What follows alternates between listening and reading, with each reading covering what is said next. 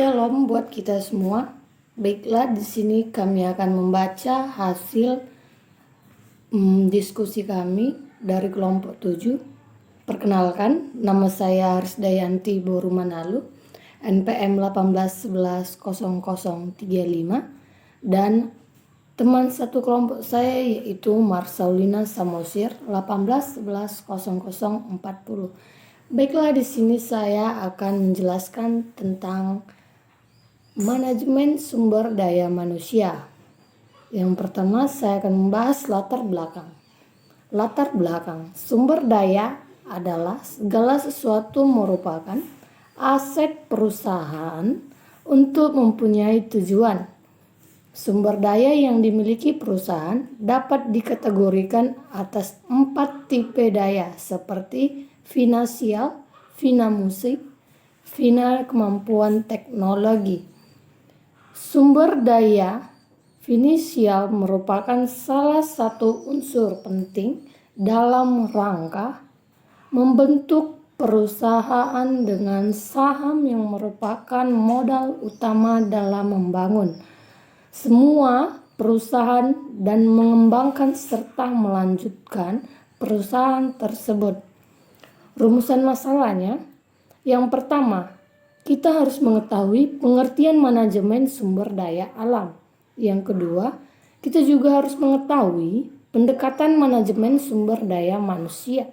Yang ketiga, mengetahui proses tahapan manajemen sumber daya manusia. Yang keempat, mengetahui peran dan fungsi manajemen sumber daya manusia. Pembahasan. Adapun pembahasannya di bawah ini seperti ini. 1.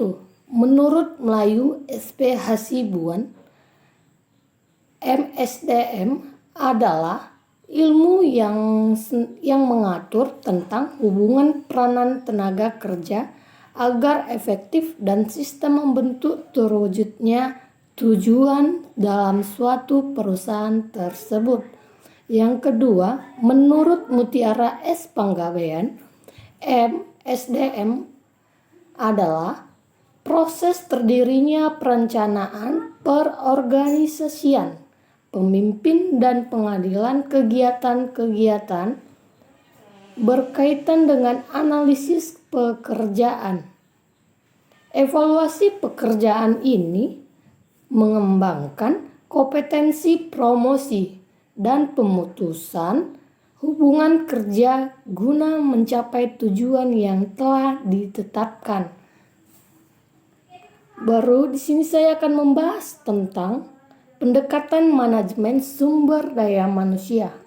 Dalam setiap kegiatan, ada aktivitas organisasi dalam perusahaan tersebut, yaitu untuk mengatasi masalah-masalah yang terjadi dalam suatu pendekatan sesuai yang ada di periode perusahaan tersebut.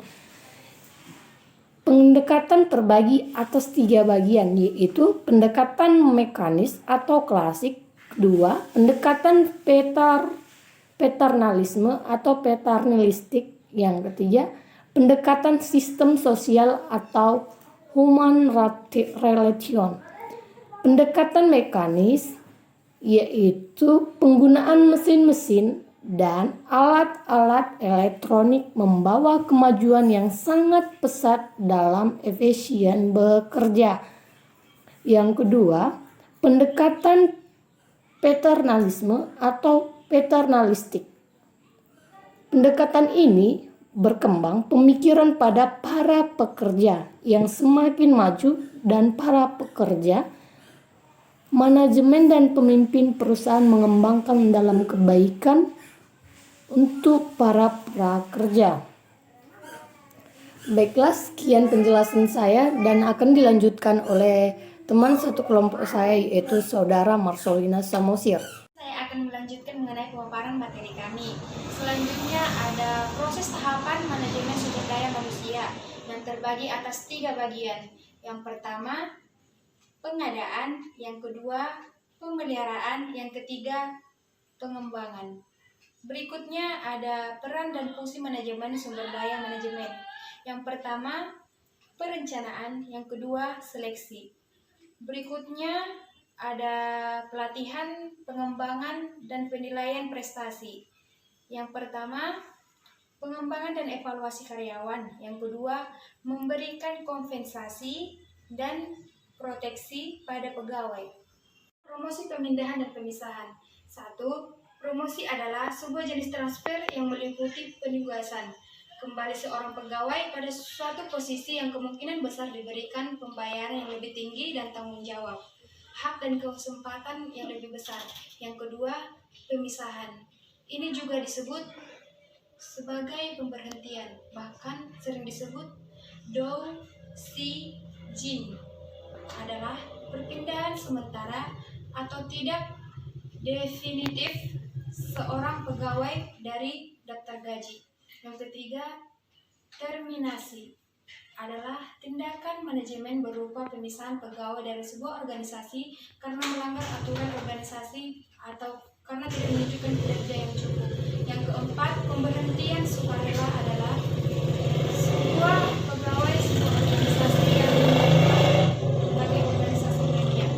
Yang kelima, pengunduran diri adalah yang telah menyelesaikan masa kerja dari organisasi atau sebuah rekomendasi dalam sebuah pekerjaan tersebut. Dari materi kami yaitu manajemen sumber daya manusia merupakan sebuah perencanaan, pengorganisasian, pengkoordinasian, pelaksanaan, dan pengawasan terhadap pengadaan, pengembangan, pemberian balas jasa, pengintegrasian, pemeliharaan, dan pemisahan tenaga kerja dalam rangka mencapai sebuah tujuan dalam sebuah organisasi.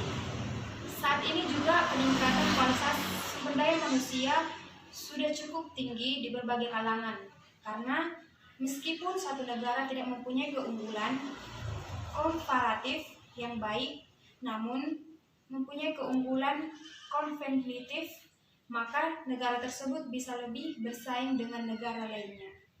Dari pemaparan dari kelompok kami, apabila ada perkataan kami yang salah dalam pengucapan dalam setiap materi, kami mohon maaf. Baiklah, terima kasih.